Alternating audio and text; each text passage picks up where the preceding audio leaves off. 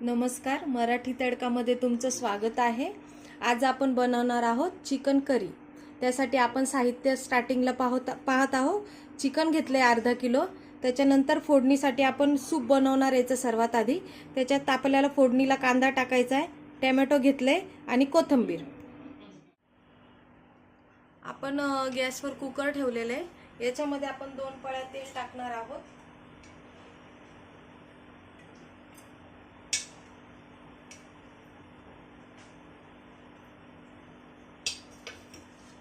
तेल थोडंसं गरम होऊन द्यायचंय। तेल गरम झालेलं आहे। आपण त्याच्यामध्ये टाकणार आहोत सगळ्यात आधी कांदा।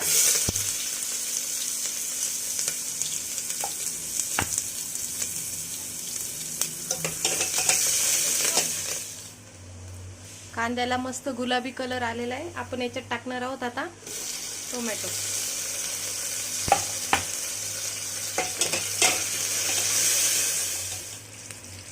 आता आपण याच्यामध्ये थोडीशी कोथिंबीर टाकणार आहोत।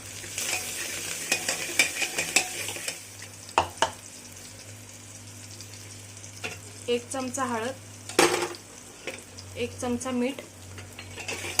हे चांगलं मिक्स करून घ्यायचं आहे। छान मिक्स झालेलं आहे। आता आपण याच्यात टाकणार आहोत चिकन।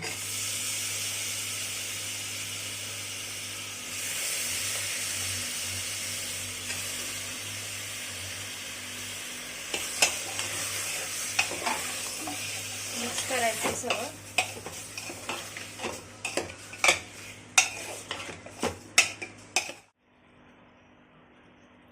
तुम्ही पाहू शकता हे सगळं छानपैकी मिक्स झालेलं आहे। आता याच्यामध्ये आपण 1.5 ग्लास पाणी टाकणार आहोत शिजण्यासाठी।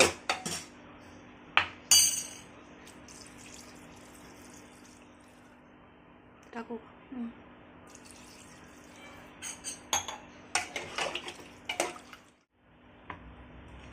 आता आपण कुकरचं झाकण लावून घ्यायचं आहे।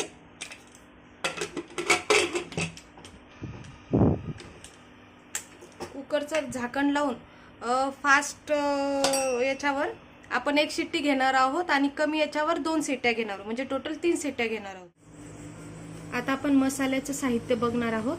आपण 4 मीडियम कांदे घेतलेले जे भाजून घेतलेले आहेत। त्याच्यानंतर 2 चमचे धणे घेतलेले आहेत।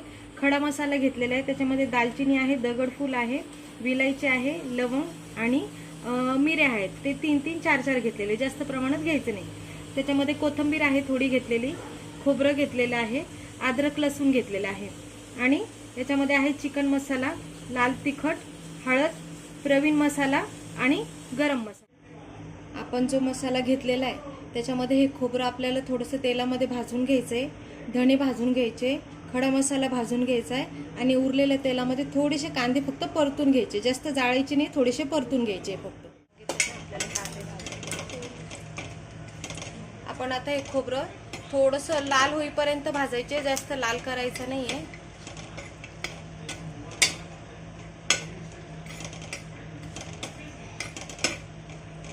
तुम्ही पाहू शकता खोबरं छानपैकी लाल झालेलं आहे।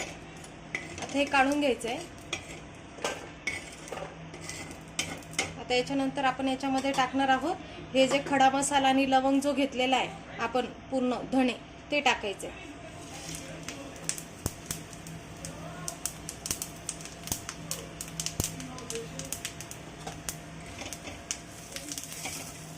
याच्यामध्ये आपण आता कांदे टाकलेले ह्या मसाल्यामध्ये, जो मसाला आपण भाजून घेतलेला आहे धणे वगैरे, त्याच्यामध्ये कांदे टाकायचे आणि मी गॅस बंद केलेला आहे।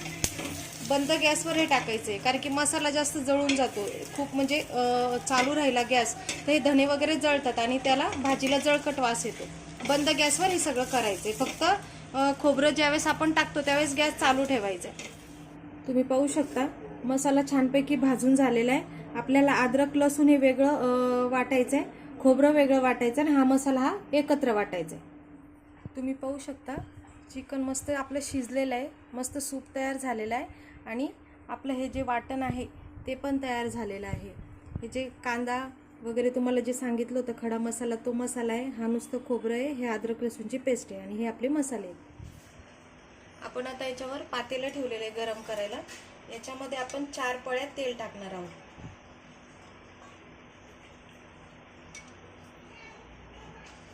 कारण की मसाला भरपूर आहे, तेलामध्ये चांगला परतला गेला पाहिजे, त्याच्यामुळे 4 पळ्या तेल टाकायचं.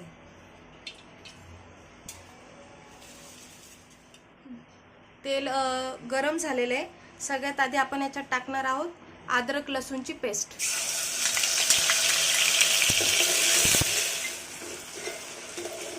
अद्रक लसूणची पेस्ट छानपैकी परतली गेली आहे. याच्यात आपण टाकणार आहोत मसाले. हा प्रवीण मसाला घेतलेला आहे मी, जो 2 चमचे आहे. त्याच्यामध्ये नंतर आपण घेणार आहोत 2 चमचे लाल तिखट, अर्धा चमचा हळद घेतलेली मी, कारण की याच्या आधीच आपण सूप जे तयार केलंय त्याच्यामुळे त्याच्यामध्ये हळद टाकलेली आहे. हा आहे गरम मसाला.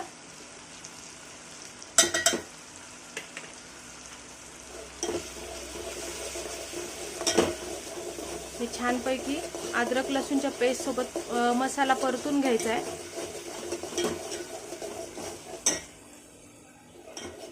मसाला भाजताना गॅस हा मीडियम फ्लेमवर ठेवायचा आहे, नाही तर जास्त फास्ट जर गॅस केला तुम्ही तर मसाला जळण्याची शक्यता आहे. पाहू शकता तुम्ही मस्त वास सुटला अद्रक लसूण पेस्टचा आणि मसाल्यांचा. याच्यामध्ये आता याचा वास सुटल्यानंतर आपण याच्यामध्ये टाकणार आहोत खोबऱ्याची पेस्ट.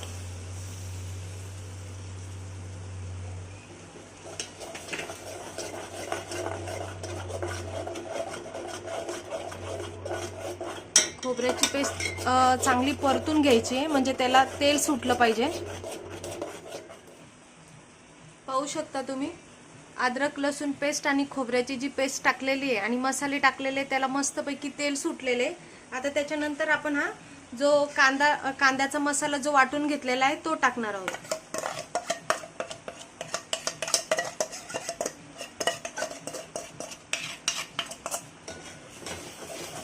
आपण छानपैकी मिक्स करून घ्यायचा आहे, परतून घ्यायचा आहे. कमीत कमी 3 ते 4 मिनिटं याच्यामध्ये परतवायचं आहे. याला पण छानपैकी तेल सुटतं. तुम्ही पाहू शकता मसाल्याला छानपैकी तरी आलेली आणि कलर पण अतिशय सुंदर झालेला आहे.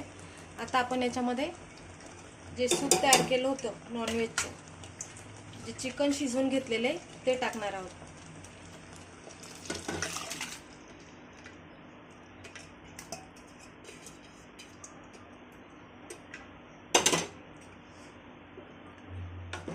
याच्यामध्ये थोडं पाणी अजून टाकायचं आहे आपल्याला. आपण याच्यामध्ये अजून पाण्याचं प्रमाण टाकणार आहोत.